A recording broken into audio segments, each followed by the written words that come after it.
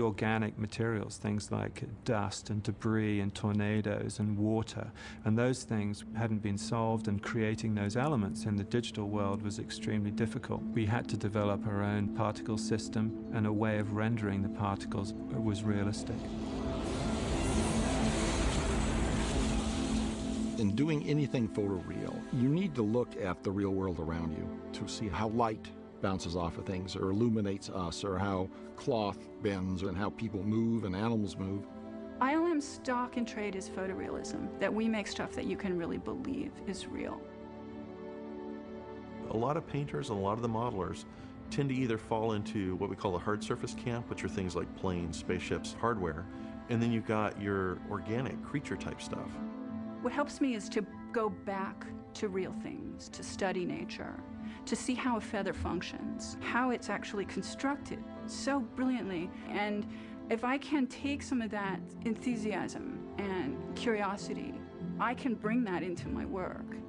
To create the reality, the visual effects supervisors lead an army of production managers, artists, and technicians to realize the most complicated imagery, on time and on budget. The starting point begins with the ILM art department. The concept artists and the art department in general are sort of the front end group or the spearhead to get everybody on the same page, a starting point. In a lot of cases at ILM, they'll be designing the effect sequences or the creatures or the environments of the world of our clients, the directors we work with. As often happens, directors ask ILM to create imagery that has never been done. The visual effects supervisor brings these challenges to ILM's research and development department. One of the great things about ILM is that you have an R&D department. I can go to them and say, you know what, I need controllable smoke. It just has to do this. And you've got a brilliant team of smart people that can say, okay, you know what, we're going to make a smoke system, and they come up with the goods. Everything that you see on the screen is meticulously assembled out of hundreds or thousands of different elements. And those are all there because an artist put them there. So much of it is about giving them tools to layer in greater and greater complexity, but always with the control that's necessary to give the director the images that he's after. On set, the visual effects supervisor is responsible for delivering the live-action elements to ILM's artists. When you're in principal photography and you have 350 people in your crew, and your day is costing about $250,000 a day, and there is a question and you need to answer that question, everybody turns to you and you have about 2 seconds to say exactly what you need these people to do, and then they do it. One of the things I love about this place is the ILM methodology. We try to create an atmosphere here where creative people are free to share their opinions about things. Somebody has a good idea about a shot, say it. And when people are honest about what they think, the work is better. There's amazing times when you're struggling with something. You're maybe working on it for days or even weeks, and everybody's thinking about how to solve a certain problem. And you really get a sense of a community art going on at that time, where it's all been worth it, and they come together and contribute to something that's never been done. Nearing the dawn of the new millennium, George Lucas returned to ILM as a client with the daunting task of making 3 new Star Wars prequels. George had to wait to do the prequels because his vision was so grand and it was so big, and he wanted to do so much that he had to wait for the technology to catch up. And I think what he saw in ILM, in the work that ILM was doing throughout the 1990s, sort of encouraged him to believe that finally the time had come and it was absolutely possible to achieve greatness. I could sort of come in and push things forward as the owner and as the client. We're pushing the envelope in a few places, but the biggest issue is volume. It was just the amount of stuff. We were attempting a scale of visual effects that had never been done before.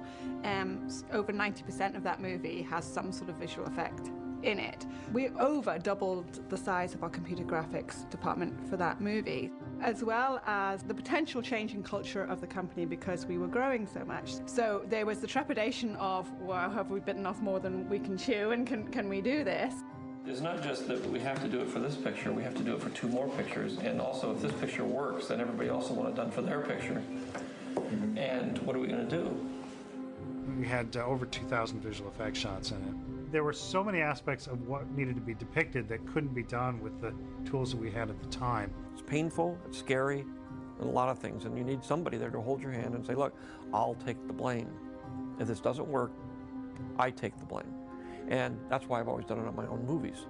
Okay, so listen, I'm doing my damnedest to figure out, well, how do we even do a shot like this?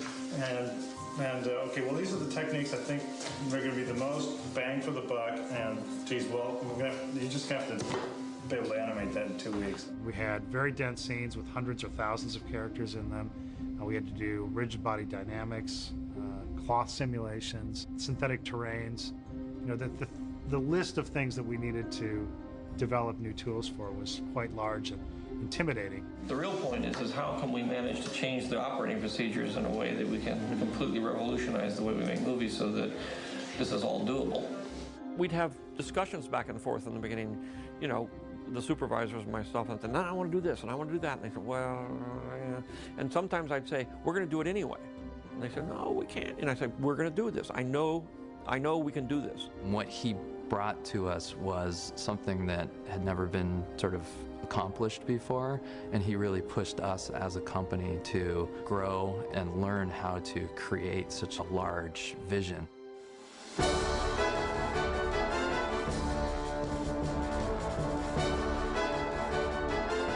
You do a big, complicated show like that, you develop some confidence in the process of you take big problems, you break them down into smaller problems, you break those smaller problems down into yet smaller problems, until you get to a scale where it's tractable by a single person.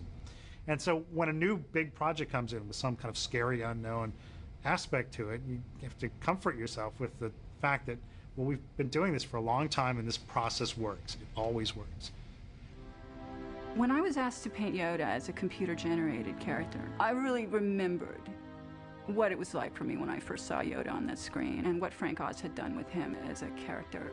That was a real honor to be asked to work on him. To get Yoda's expression, to get his character, was terribly important that we get that right. The fear of loss is a path to the dark side. In the CG universe, performers were now challenged to act in virtual worlds with invisible characters unlike ever before. That was the time we created the Jar Jar Binks character. And a lot of people feel different ways about Jar Jar Binks, but the fact of the matter was you had a living, breathing character who was acting alongside the actors for a large portion of that film. And it really showed that you could have digital characters integrated with live action people and make that work.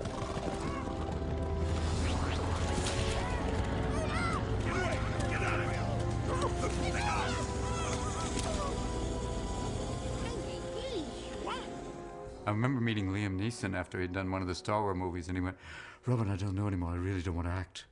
I've given up. I don't really think I can. I think because I've just spent time looking at an X. I don't know what it's about anymore. Really, I've trained to do lots of amazing things, but now I've just been looking at an X for a long time. And if I saw him, I went, oh no, they've gotten poor Liam. Dear God, dear God. I would have liked to have worked with a Yoda character. That would have been fun. Because I've worked with the Muppets, and I can deal with the fact there's a guy under there going, I'll work with the puppet, I see you, it's okay. Syntax none have. The dark side clouds everything. Impossible to see. The future is.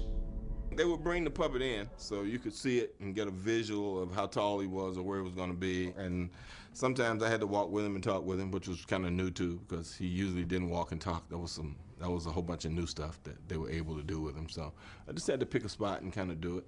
I kind of like that. I'm an only child, so I played by myself a lot in my room. I made up stuff. And I'm used to fighting things that aren't there, talking to people that aren't there. It's perfect for me. So when actors complain about it, I just kind of look at them and go, where's your imagination?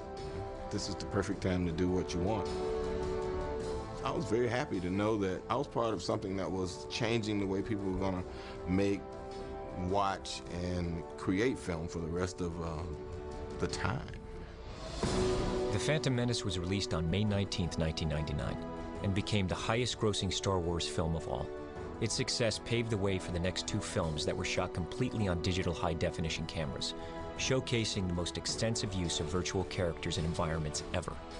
George brought the original Star Wars universe back into popular culture in a whole new way. A lot of the modelers tend to either fall into what we call the hard surface camp, which are things like planes, spaceships, hardware, and then you've got your organic creature type stuff. What helps me is to go back to real things, to study nature, to see how a feather functions, how it's actually constructed so brilliantly. And the concept artists in the art department in general are sort of the front end group or the spearhead to get everybody on the same page, a starting point. In a lot of cases at ILM, they'll be designing the effect sequences or the creatures or the environments of the world. If I can take some of that enthusiasm and curiosity, I can bring that into my work. To create the reality, the visual effects supervisors lead an army of production managers, artists, and technicians to realize the most complicated imagery on time and on budget. The starting point begins with the ILM art department. The organic materials, things like dust and debris and tornadoes and water, and those things hadn't been solved, and creating those elements in the digital world was extremely difficult. We had to develop our own particle system, and a way of rendering the particles was realistic. In doing anything photoreal, you need to look at the real world around you to see how light bounces off of things or illuminates us, or how cloth bends and how people move and animals move. ILM's stock and trade is photorealism, that we make stuff that you can really believe is real. A lot of painters